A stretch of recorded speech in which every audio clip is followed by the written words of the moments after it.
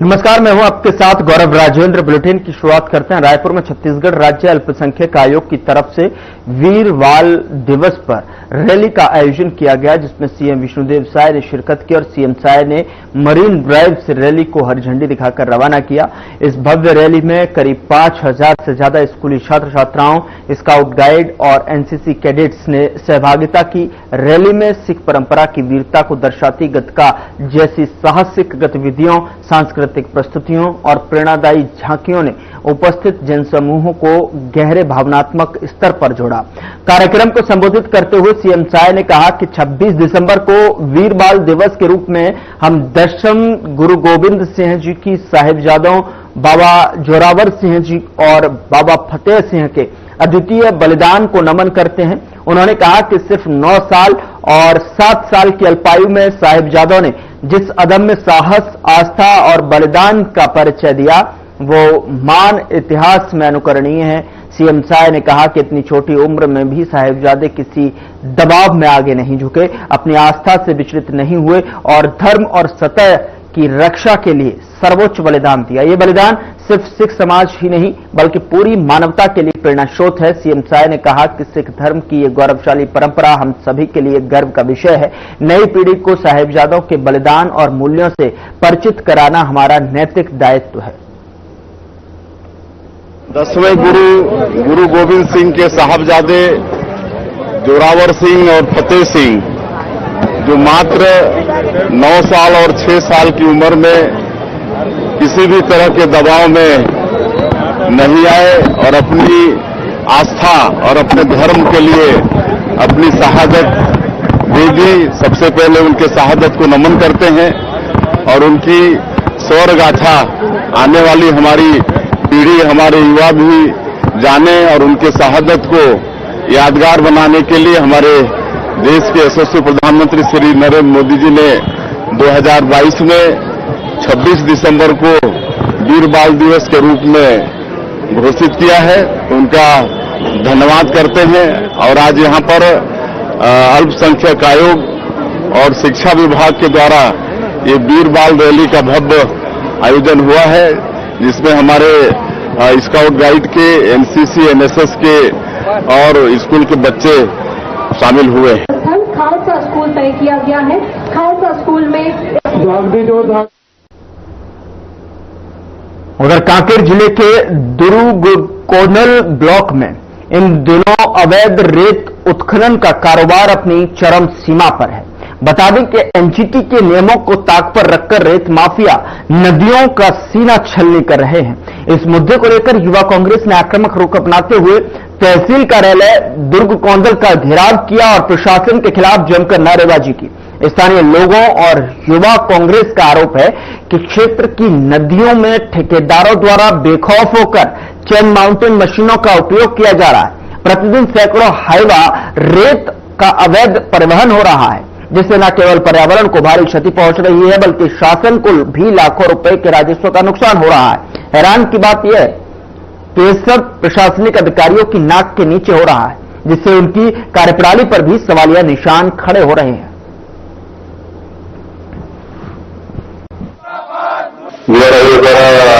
के संबंध में ज्ञापन दिया गया था 2 दिन पहले, क्योंकि वस्तुतः कारण उसको जांच भी किया जा सका है। अभी सरकार से भी बात हुआ, पर्याप्त फल उपलब्ध नहीं होने के कारण से अभी वर्तमान में इस पर कार्रवाई नहीं हो पा रहा है। जैसे बल उपलब्ध होगा जरूर उस पर जांच किया जाएगा। दुरुस्त तरीके से कार्रवाई किया जा रहा होगा तो निश्चित ही कार्रवाई की जाएगी। हमारे यूथ कांग्रेस के विधानसभा अध्यक्ष के द्वारा आज से 4-5 दिन पहले माननीय तहसीलदार महोदय को एक ज्ञापन देकर यहाँ पर जो दुर्गकोंदल क्षेत्र में जो अवैध तस्करी का काम चल रहा है, आज जो दुर्गकोंदल में जितनी भी नदियां और उनके घाट हैं, वहां पर बाहर से आकर लोग भारी मात्रा में रेत की तस्करी कर रहे हैं, जिसके विरोध में हमने इनको ज्ञापन दिया था कि इस तरीके का जो अवैध व्यापार यहाँ पर चल रहा है भाजपा के संरक्षण में, उसे बंद करवाइए। परंतु जैसा ही ज्ञापन दिया, यहाँ पर 2 रेत खदान और खुल गई। तो कहीं ना कहीं ये उजागर होता है कि शासन और प्रशासन इन रेत तस्करों के साथ मिले हुए हैं। रेत तस्कर एक तो रेत निकाल रहे हैं, साथ साथ में जो ग्रामीण जन है उनको दबाने का काम कर रहे हैं। रोज मारपीट की स्थिति नौबत हो रही है। परसों भी एक रेत घाट में बहुत ज्यादा मारपीट की घटना सामने आई। तो मैं आपके माध्यम से शासन और प्रशासन से पूछना चाहता हूं कि क्या यह शासन क्या किसी का मृत्यु होने का इंतजार कर रही है?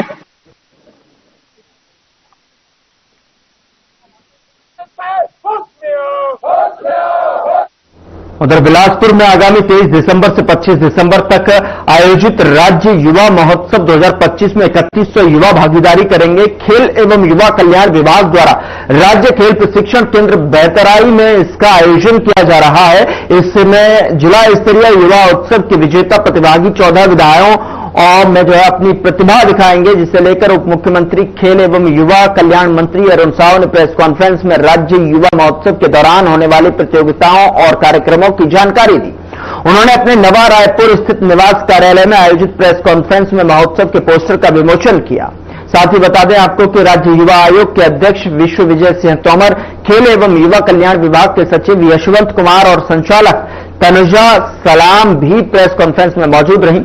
उप मुख्यमंत्री अरुण साव ने प्रेस कॉन्फ्रेंस में बताया कि छत्तीसगढ़ के युवाओं को सांस्कृतिक गतिविधियों से जोड़ने और उनकी प्रतिभा को निखारने, राष्ट्रीय स्तर पर उनकी प्रतिभा के प्रदर्शन के लिए राज्य स्तर पर युवा महोत्सव का आयोजन किया जा रहा है।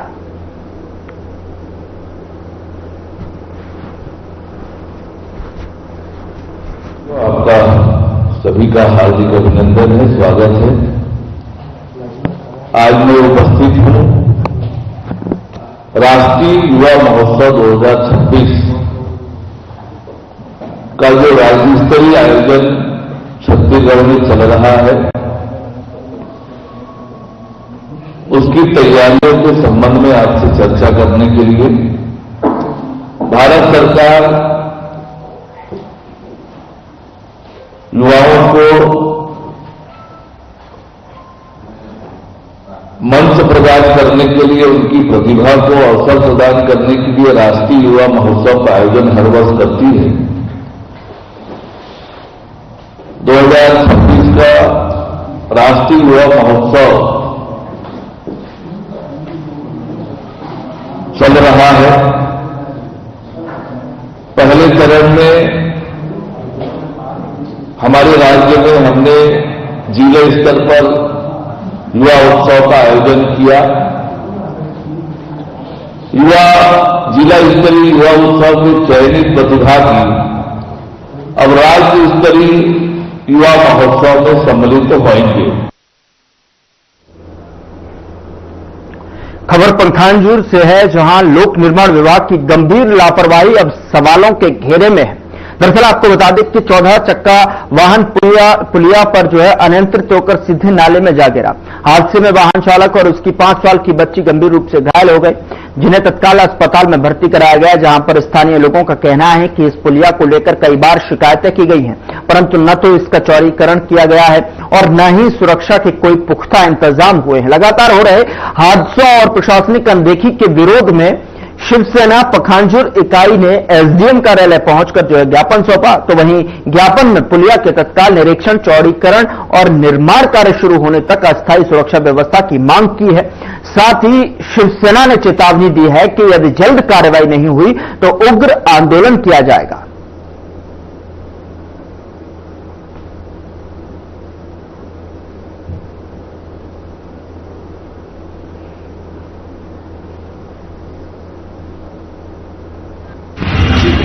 ज्ञापन सौंपा गया है पूरा पार्टी की तरफ से, शिवसेना आईबीटी की तरफ से। तो सबसे बड़ी दिक्कत यह आ रहा है 39 पुलिया जो 33 के जैसे ही पार होते हैं, जो जर्जर पुलिया का जो हालत है, जिसमें न रेलिंग है, आए दिन वहां पे दुर्घटना होता रहता है।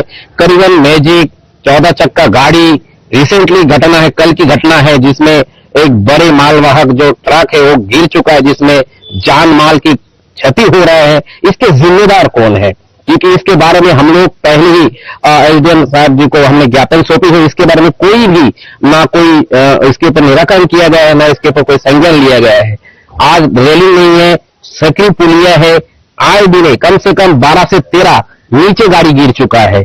आए दिन ऐसा घटना घटित होगा तो जो साधारण जो जनमानस है उनका क्षति होता है। खबर भिलाई छत्तीसगढ़ से है, जहां खुर्सीपार स्थित शासकीय महाविद्यालय परिसर के आसपास लंबे समय से पड़े बिल्डिंग मटेरियल को लेकर कॉलेज प्रशासन और जनभागीदारी समिति ने नाराजगी जताई है। जहां इस दौरान दोनों ने नगरपालिका निगम जोन 4 शिवाजीनगर को पत्र लिखकर जल्द कार्रवाई की मांग की है, तो वहीं पत्र में उल्लेख किया गया है कि बिल्डिंग मटेरियल के कारण परिसर की साफ सफाई प्रभावित हो रही है और गाड़ियों की आवाजाही से अध्ययन कार्य में भी बाधा उत्पन्न हो रही है। बता दें कि जनभागीदारी समिति के अध्यक्ष भी जो है राजू ने जिला मुख्यालय पहुंचकर कलेक्टर के नाम ज्ञापन सौंपा।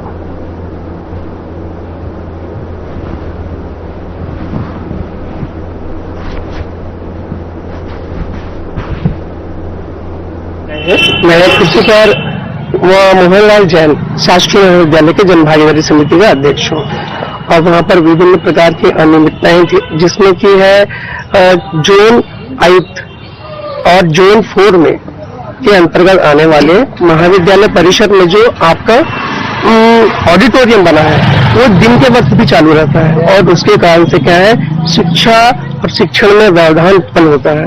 साथ ही साथ असामाजिक तत्वों का डेरा लग रहा है पूरा महाविद्यालय में और साथ ही साथ उधर आसपास के जितने भी व्यवसाय करने वाले लोगों को पूरी तरह से स्वतंत्रता है कि वे अपना सामान गिराए और वहां बेचे।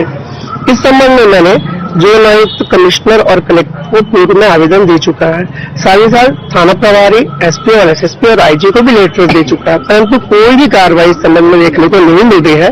और इस संबंध में आज हम कलेक्ट्रेट आए हैं और ये जानना चाहते हैं कि शासन के प्रतिनिधि की आवाज को क्या अनदेखा किया जा सकता है, क्योंकि मैं शासन का प्रतिनिधि हूँ और एक वैलिड चीज जो बच्चों की आवश्यकता की चीज है जिसलिए मुझे शासन ने नियुक्त किया है, मैं उसी की डिमांड कर रहा हूँ। अगर शासन उसको भी अनदेखा करेगा या जिला प्रशासन, तो कार्य कैसे हम कर पाएंगे।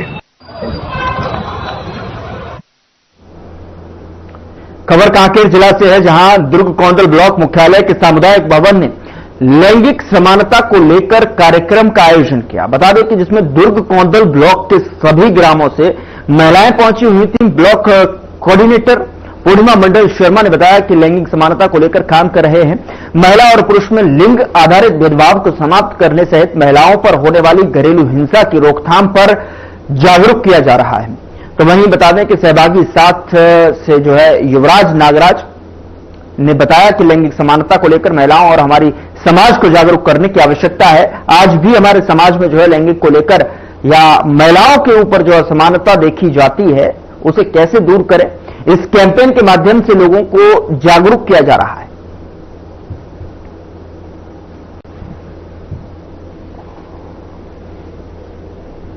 जो कि आज के जो कार्यक्रम खासतौर से वो जेंडर को लेकर प्रशिक्षण रखा गया था, जिसमें जो कि जो स्थानीय दीदी हैं उनको उनके अधिकारों को लेकर विशेष तौर पर उनको कैसे आगे आना है, चाहे घर परिवार से लेकर हो चाहे अपने अधिकारों को लेकर हो, उन्हें आगे आने के लिए एक नया एक सीखने का अवसर मिला और ये कार्यक्रम बहुत ही अच्छा रहा। आज जो कार्यक्रम हुआ ये लैंगिक समानता को लेकर के, ये लैंगिक समानता को लेकर के है कि इसमें महिलाओं को जागरूक करने की जरूरत है, हमारे समाज को जागरूक करने की जरूरत है कि आज भी हमारे समाज में लैंगिक के ऊपर या महिलाओं के ऊपर जो असमानता देखी जाती है उसको हम एक कैंपेन के माध्यम से हम कैसे दूर करें, ये एक आज के कार्यक्रम के माध्यम से हमको एक सीख लेने की जरूरत है कि हमको आगे इस प्रकार से कैंपेन बना करके प्रत्येक गांव में, पंचायत में, जिला में इस प्रकार की कैंपेन बनाने की जरूरत है। लोग जेंडर अभियान में काम कर रहे हैं,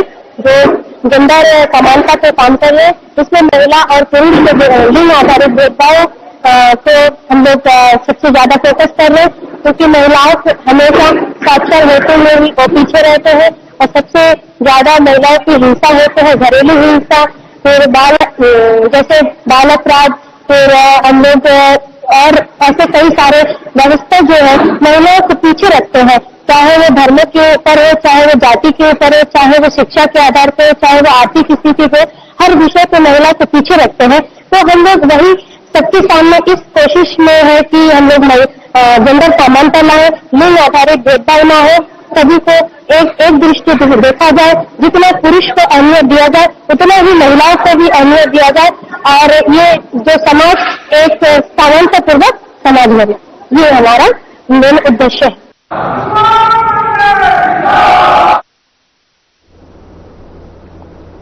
यहां रुक रहे हैं एक छोटे से ब्रेक के लिए। ब्रेक के उस पार खबरों का सिलसिला लगातार जारी है।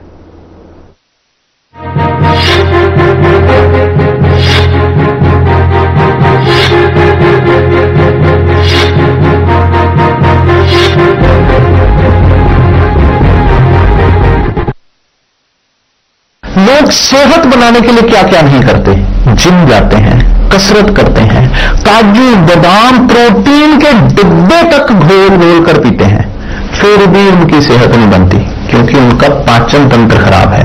और जब तक के पाचन तंत्र दुरुस्त नहीं होगा वो जितना मर्जी अच्छे से अच्छा खा ले उनकी सेहत नहीं बन सकती। इसलिए हमारी संस्था सन्यासी आयुर्वेदा ने एक ऐसी दवा का निर्माण किया है जो कि आपके लिवर को, आपके पाचन तंत्र को दुरुस्त करने का काम करती है, ताकि आप जो भी खाएं उसका पूरे का पूरा निचोड़ आपके शरीर को लगे, आपकी भूख बढ़े, खाया पिया सही से लगे, नया खून बने, हड्डियों में जान आए, वजन बढ़े और आप मोटे तगड़े खूबसूरत पर्सनैलिटी के मालिक बन जाए।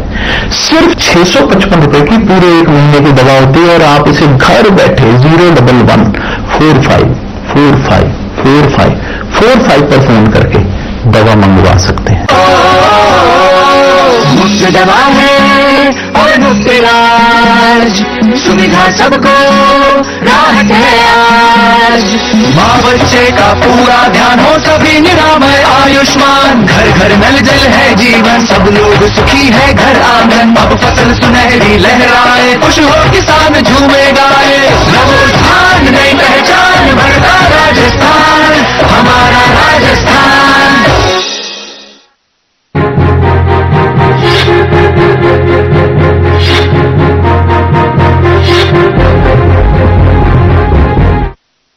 ब्रेक के बाद स्वागत है आपका। खबरों में आगे बढ़ते हैं। खबर बीजापुर से है, जहां जिले के बैरमगढ़ इंद्रावती क्षेत्र में 19 दिसंबर 2025 को डीआरजी जवानों और माओवादियों के बीच में मुठभेड़ हुई, जिसमें एक माओवादी मारा गया और सुरक्षा बलों ने जो है उसके शव के साथ में हथियार, जिसमें 303 राइफल और 9 mm पिस्टल बरामद किए। मारे गए माओवादी की पहचान, मारा गया माओवादी जो है गंगालूर एरिया कमेटी सदस्य फगनू माडवी नाम का जो है बताया जा रहा है, जिस पर 5 लाख रुपए का इनाम था। यह मुठभेड़ सुबह 6 बजे के आसपास शुरू हुई और रुक रुक कर जो है चली। ऑपरेशन का विवरण डीआरजी की टीम ने माओवादियों की मौजूदगी की खुफिया जानकारी पर भैरमगढ़ थाना क्षेत्र के अधवारा कोटामेटा जंगलों में सर्च ऑपरेशन चलाया। अभियान अभी भी जारी है और इलाके को लेकर घेराबंदी की।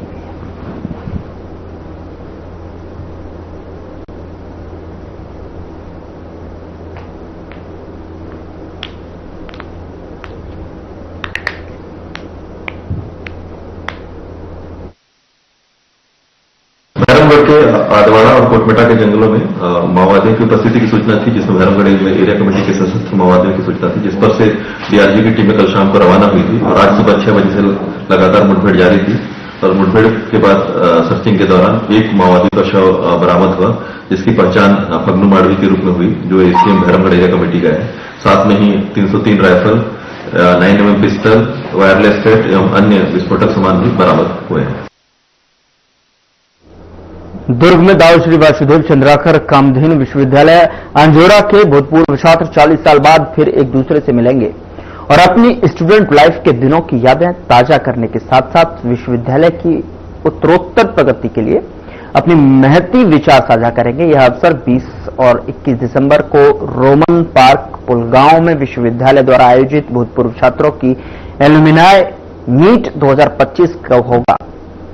विश्वविद्यालय स्तर पर एलुमिनाई मीट का यह पहला आयोजन है और इस दौरान reconnect and reflect and strengthening the professional alliance among alumni विषय पर जो है राष्ट्रीय सेमिनार का आयोजन किया गया है, जिसमें वेटनरी, डेयरी एंड फिशरी संकाय के करीब 500 भूतपूर्व छात्र जुटेंगे और इन भूतपूर्व छात्रों में से 8 छात्र विदेश से शामिल होंगे। 70 भूतपूर्व छात्र जो है देश के 12 राज्यों से और करीब 300 से अधिक जो है भूतपूर्व छात्र छत्तीसगढ़ राज्य से एलुमिनाई मीट का हिस्सा बनेंगे।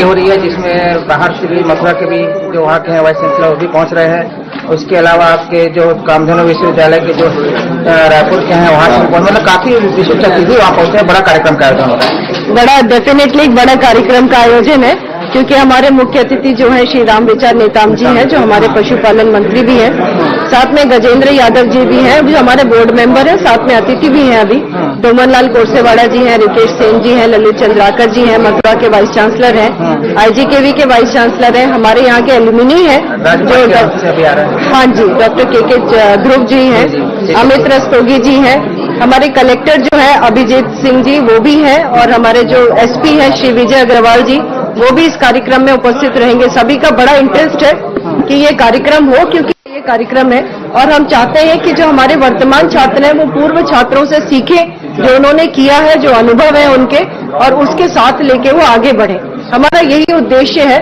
लेकिन साथ में जब एल्यूमिनी आते हैं तो यहाँ एंजॉय करते हैं, अपनी यादों को, सुनहरी यादों को ताजा करते हैं। तो यहाँ पे क्रिकेट मैच भी रखा हुआ है जिसको वो एंजॉय करेंगे, कल्चरल प्रोग्राम भी है, कुछ प्रेजेंटेशंस भी हैं, साइंटिफिक प्रेजेंटेशंस है, तो उससे ये पता चलेगा कि भाई वहाँ जो कर रहे हैं तो हम यहाँ पे क्या नया कर सकते हैं, उससे हम क्या सीख सकते हैं, क्योंकि बहुत जरूरी है कि मौज मस्ती के साथ में थोड़ी सी साइंटिफिक बातें भी हो जाएं। टोटल 35 बैचेज हैं, कॉलेज 85 में शुरू हुआ था, पहला बैच 90 में पास आउट हुआ, तो अभी 2025 लास्ट बैच तक जो है वो इसमें भाग लेगा। तो करीब 450-500 तक के आने की उम्मीद है। छत्तीसगढ़ से आएंगे तो है ही है, बाकी जो देश के और जो स्टेट्स हैं, पंजाब से आ रहे हैं, उत्तराखंड से, रांची से, बिहार से, है ना, उसके बाद मध्य प्रदेश तो है ही अपना जो नेबरिंग स्टेट है, तो बहुत जगह से, गुजरात से, तो काफी जगह से लोगों के आने की संभावना है। काफी लोग हैं इस बार देश में आ रहे हैं। हाँ जी, आपके यहाँ से एल्यूमिनी मीट तो सिर्फ मिलने का है, लेकिन साथ में जो नेशनल सेमिनार है, तो सेमिनार में जो हमको जानकारी मिलेगी शोध के क्षेत्र में, जो अपना रिसर्च कर रहे हैं, वहाँ से जरूर कुछ नया निकल के आएगा, जो हमारे जो वर्तमान के जो छात्र हैं, जो इवन असिस्टेंट प्रोफेसर हैं, जरूर उनको नया कुछ सीखने मिलेगा। ऐसा कोई रिसर्च के बारे में बताइए जो इसके बारे में। देखिए, रिसर्च तो ऐसा है कि मुझे एक प्रोजेक्ट मिला था, तो उसमें मेरे को अभी पेटेंट मिला है, तो वो अभी दिसंबर में ही मेरे को पेटेंट ग्रांट हुआ है, जिसमें कि हमने सिल्वर के नैनो कण बनाए थे और उसको हमने जानवरों पे टेस्ट किया, जो कि बहुत ही सफलतापूर्वक रहा, और उसी वजह से हमको पेटेंट ग्रांट हुआ है। और ये मुझे लगता है विश्वविद्यालय के लिए बहुत ही गर्व की विषय। मैं doctor Manju Roy, dean student welfare university में, और प्रोफेसर हूँ। मेरा सब्जेक्ट वेटनरी बायोकेमिस्ट्री।